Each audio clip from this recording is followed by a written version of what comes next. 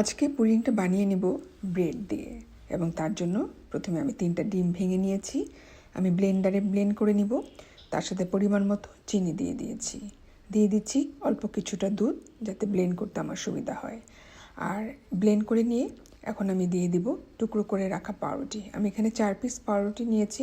পাউরুটিগুলো টুকরো করে ব্লেন্ডারে দিয়ে ব্লেন্ড করে নিচ্ছি।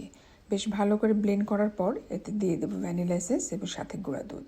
গুঁড়া দুধ দিলে কিন্তু পুডিংটা বেশ টেস্টি হয় এবং আমি সবসময় গুঁড়া দুধ দেওয়ার চেষ্টা করি।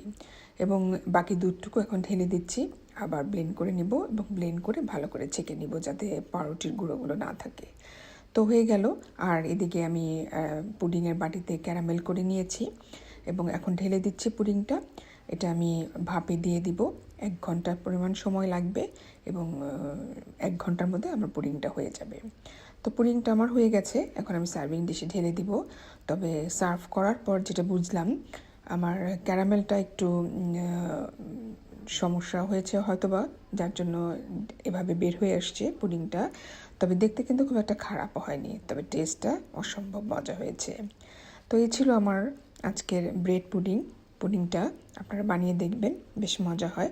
তবে ক্যারামেলটা একটু সুন্দর করে করতে হবে।